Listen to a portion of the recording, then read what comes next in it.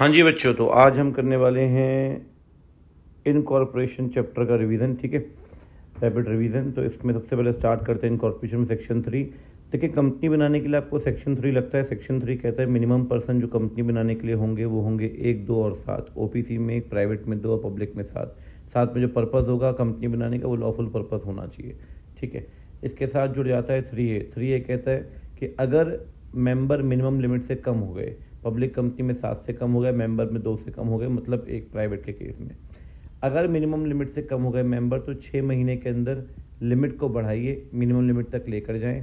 अगर आप 6 महीने तक भी मेंबर नहीं बढ़ा पाए तो 6 महीने के बाद जो भी ट्रांजैक्शन कंपनी करेगी उसके लिए बचे हुए मेंबर जिम्मेदार होंगे। बचे हुए वो मेंबर जिन्हें पता है वो मिनिमम लिमिट से कम है, हम इंग्लिश में कहते हैं लीगल लैंग्वेज में, the remaining member who are cognizance of the fact that they are below the minimum limit, they will only be responsible. ये है 3A के अंदर। अब आगे बढ़ते हैं सेक्शन 7 में।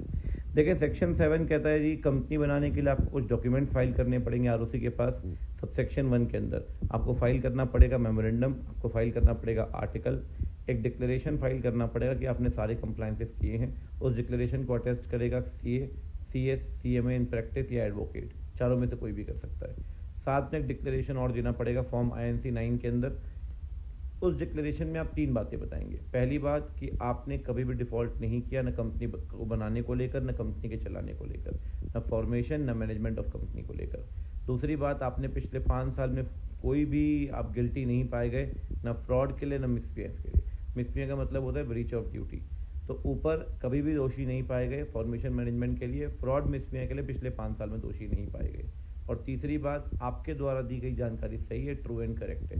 ये 3 डिक्लेरेशन आपको देने हैं, 3 बातें आपको बतानी है INC 9 के अंदर। तो 4 बातें हो चुकी है, मेमोरेंडम, आर्टिकल, कंप्लायंस डिक्लेरेशन और INC 9। पांचवा, एक टेम्पररी एड्रेस आपको देना पड़ेगा। 6 आपको सब्सक्राइबर की डिटेल देनी पड़ेगी, नाम, एड्रेस, ID प्रूफ, ये सब कुछ। और 7वां, डायरेक्टर की डिटेल आपको देनी पड़ेगी, डायरेक्टर का नाम, डेन, ये सब आपको बताना पड़ेगा विद ROC। सबसेक्शन 1 में आप ROC के पास फाइलिंग करेंगे, सबसेक्शन 2 में ROC रजिस्ट्रेशन करेगा, आपको इशू कर देगा सर्टिफिकेट ऑफ इनकॉर्पोरेशन। सबसेक्शन 2 के अंदर COI मिल जाएगा। सबसेक्शन 3 के अंदर ROC आपको अलॉट करेगा SIN। SIN का मतलब होगा कॉर्पोरेट आइडेंटिटी नंबर, ये हर कंपनी का अपना यूनिक नंबर है। और सबसेक्शन 4 कहता है कि अगर आपने जो भी डॉक्यूमेंट्स फाइल किए ROC के पास, वो सारे डॉक्यूमेंट आप फाइल संभाल के रखिए। कब तक? लिक्विडेशन तक। सारे डॉक्यूमेंट रजिस्टर्ड ऑफिस में कंपनी को संभाल के रखने होंगे, चाहे मेमोरेंडम, आर्टिकल हो, चाहे डिक्लेरेशन, जो भी आपने कुछ फाइल किया है सब कुछ संभाल के रखिए कंपनी के पास RO में। ये हो गए 4 सबसेक्शन। अब आते हैं पेनल्टी पे, फॉल्स डिस्क्लोजर पे। अगर आपने कंपनी बनाते वक्त गलत जानकारी दी है और कंपनी नहीं बनी और आप पकड़े गए, तो सबसेक्शन 5 कहता है सेक्शन 7 का कि आप लायबल होंगे 447 के लिए और कंपनी अब बनेगी नहीं। लेकिन अगर कंपनी बन चुकी है और तब पता लगा कि गलत जानकारी देकर कंपनी बनाई गई थी, तो सबसेक्शन 6 के अंदर भी यही लिखा गया है कि 447 के अंदर आप जाएंगे। मतलब कंपनी नहीं बनी तो 447, और कंपनी बन गई तब भी 447। तो नहीं बनी सबसेक्शन 5, बनी सबसेक्शन 6। और सबसेक्शन 7 कहता है कि अगर आपने कंपनी को बनाया गलत जानकारी देकर, तो NCLT के पास 4 अधिकार होंगे। NCLT बोलेगा मेमोरेंडम आर्टिकल चेंज करिए, पहला। NCLT मेंबर की लायबिलिटी को अनलिमिटेड डिक्लेयर कर सकता है, दूसरा। NCLT ROC से कह सकता है कंपनी का नाम स्ट्राइक ऑफ करिए, तीसरा। NCLT खुद वाइंडिंग ऑफ वाटर पास कर सकता है, चौथा। तो 4 अधिकार है NCLT के पास यहाँ पर सेक्शन 7 के अंदर। आगे बढ़ते हैं, अब सेक्शन 9 आता है। इसमें सेक्शन 9 कहता है जी, एक बार ही आपने कंपनी बना ली तो इफेक्ट ऑफ इनकॉर्पोरेशन क्या है? इफेक्ट ये है कि सब्सक्राइबर मेंबर बन जाएंगे और फिर कंपनी को अपने सारे फीचर मिल जाएंगे। जैसे कि कंपनी अपने नाम से बिजनेस कर सकती है, कंपनी बॉडी कॉर्पोरेट बन चुकी है, कंपनी अपने नाम से कॉन्ट्रैक्ट कर सकती है, कंपनी अपने नाम से प्रॉपर्टी होल्ड कर सकती है, प्रॉपर्टी खरीद सकती है, प्रॉपर्टी बेच सकती है, कंपनी अपने नाम से केस फाइल कर सकती है, आप कंपनी के ऊपर कंपनी के नाम से केस फाइल कर सकते हो, कंपनी परपेचुअल सक्सेशन कैरी करेगी। तो सारे फीचर कंपनी को मिल जाते हैं, सेक्शन 9 ऐसा कहता है। फिर आगे बढ़ते हैं, बात करते हैं सेक्शन 10A की।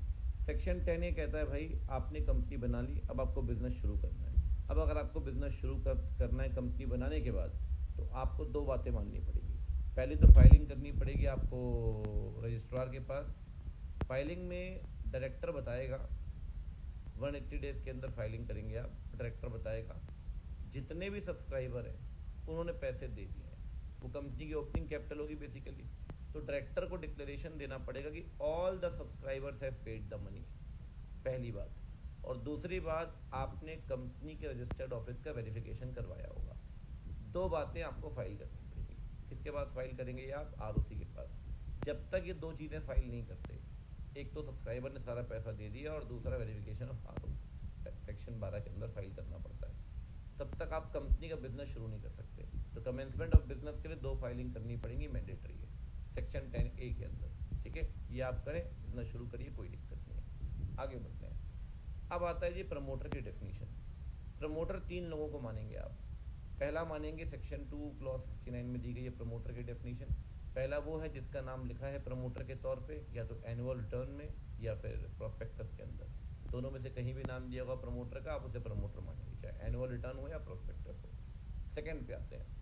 सेकंड कहता है जिसका कंपनी के ऊपर कंट्रोल है, या तो डायरेक्टली या इनडायरेक्टली, या एज अ शेयर होल्डर या एज अ डायरेक्टर या अदरवाइज। तो डायरेक्ट कंट्रोल होगा एज अ शेयर होल्डर या डायरेक्टर, इनडायरेक्ट कंट्रोल होगा अदरवाइज। तो कंट्रोल है डायरेक्ट हो या इनडायरेक्ट, आप प्रमोटर माने जाएंगे। और तीसरी बात, जिसके इंस्ट्रक्शन, एडवाइसेस और डायरेक्शन पे बोर्ड काम करता आ रहा है। आसान शब्दों पे, जिसके कहने पर बोर्ड काम करता आ रहा है वो कंपनी का प्रमोटर है।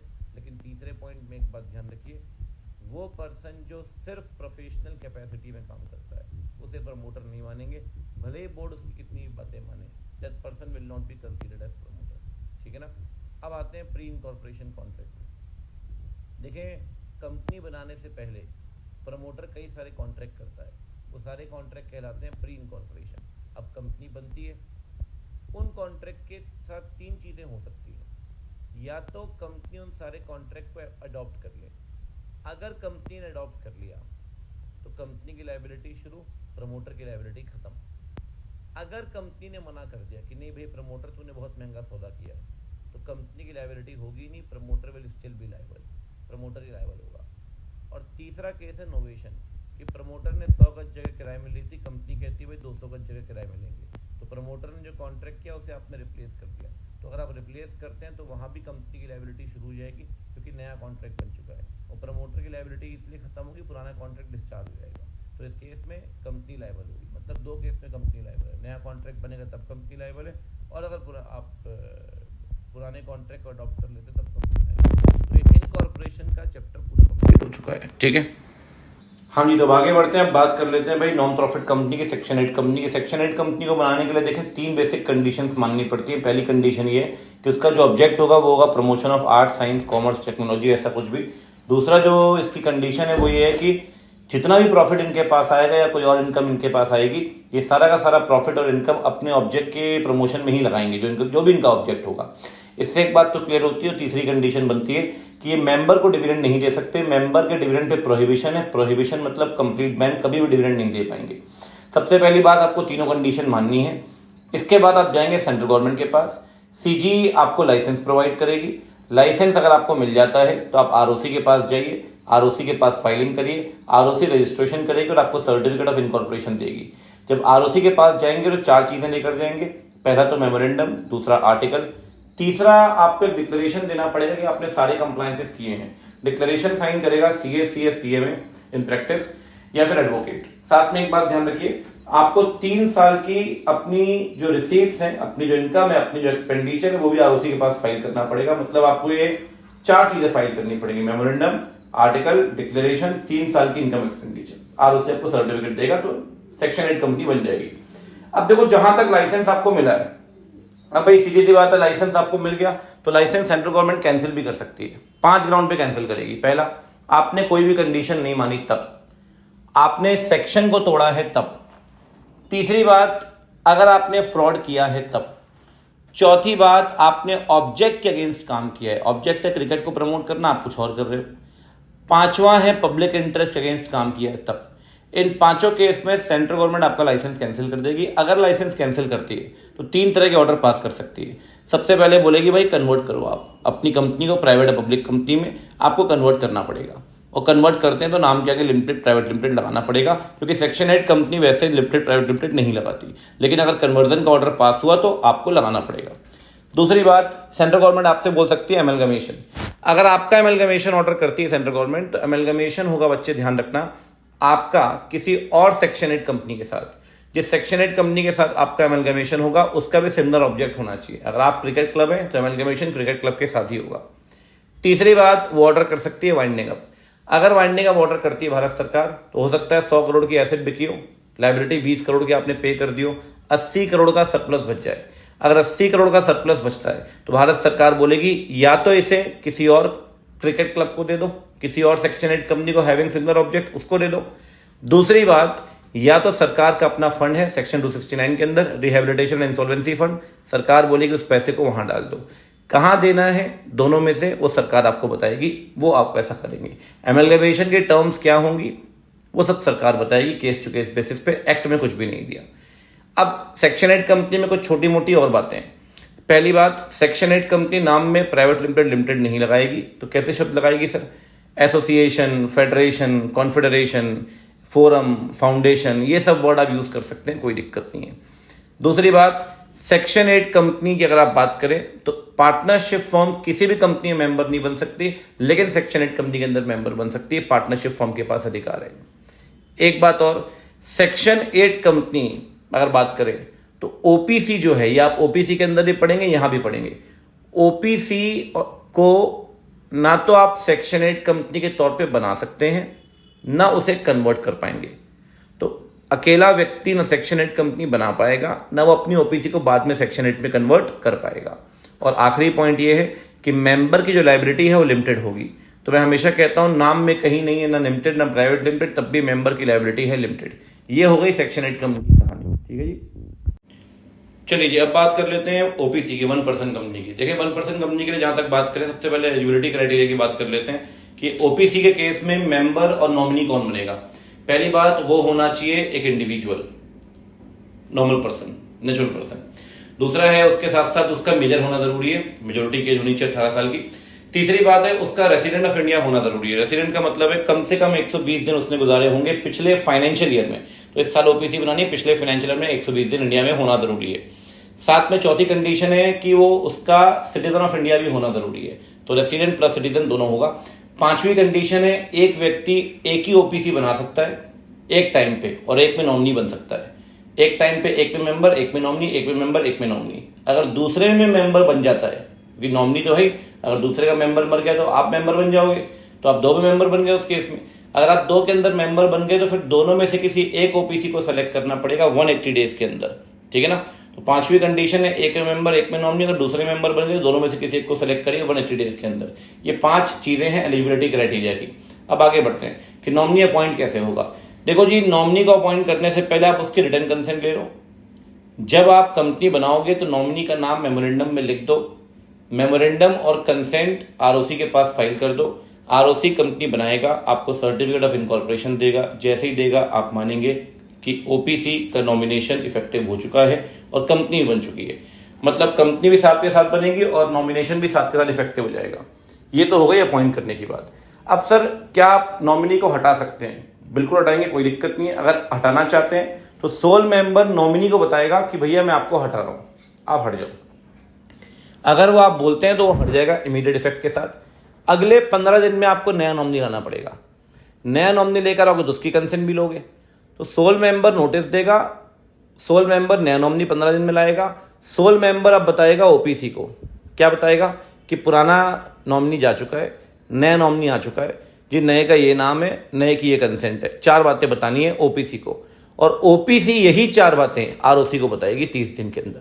30 दिन कहाँ से? जहां से 15 काउंट हुए थे ना हटाने के दिन से, वहीं से 30 काउंट होंगे। ये नेक्स्ट 30 डेज नहीं है, जहां से 15 वहीं से 30। तो आप हटाइए, 15 दिन में नया नॉमिनी लाइए, आप ओपीसी को बताइए, ओपीसी आरओसी को बताएगी अगर आप हटाते हैं। अच्छा, वो खुद हट सकता है, खुद भी हट सकता है। अगर वो खुद हटेगा तो वो आपको बताएगा, बाकी सारा प्रोसीजर सेम है। अगर वो आपको बताएगा अगले 15 दिन में आप नया नॉमिनी लेकर आएंगे, आप ओपीसी को बताएंगे, ओपीसी आरओसी को बताएगी।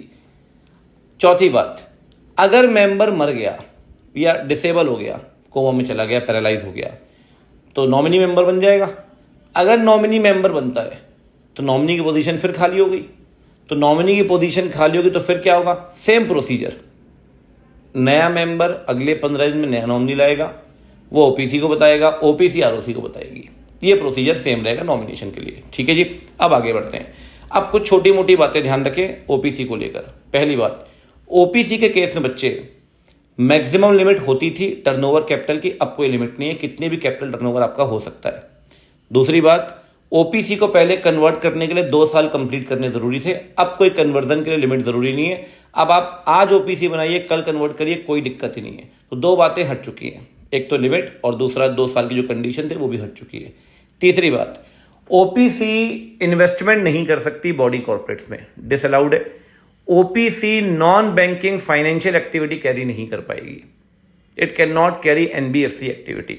और एक पॉइंट मैंने आपको सेक्शन 8 के अंदर ही बताया कि ओपीसी को सेक्शन 8 के तौर पे ना बना सकते हैं ना आप उसे कन्वर्ट कर सकते हैं, नॉट अलाउड। ये बात ध्यान रखिए, ठीक है। तो ये हो गई उसके बाद की कंडीशन। अब ओपीसी को कन्वर्ट कर सकते हैं सर क्या? ओपीसी कन्वर्ट हो सकती है प्राइवेट पब्लिक के अंदर, सिंपल सी कंडीशन है। अगर कन्वर्ट होगी तो अकेला मेंबर है, उसकी अप्रूवल चाहिए। अगर ओपीसी को प्राइवेट में कन्वर्ट करोगे तो मेंबर बढ़ाकर 2, डायरेक्टर बढ़ाकर 2 करने पड़ेंगे। अगर पब्लिक में कन्वर्ट करोगे तो मेंबर बढ़ाकर 7, डायरेक्टर बढ़ाकर 3 करने पड़ेंगे। ये करने के बाद आप फाइलिंग करेंगे आरओसी के पास, आरओसी रजिस्ट्रेशन करेगा, रजिस्ट्रेशन करने के बाद नया सर्टिफिकेट देगा, तो आपका जो कन्वर्जन है वो इफेक्टिव हो जाएगा। ये है वॉलेंटरी कन्वर्जन जो आप अपनी इच्छा से कर रहे हैं। अच्छा, कंपलसरी कन्वर्जन की जो कंडीशन थी वो अब हट चुकी है।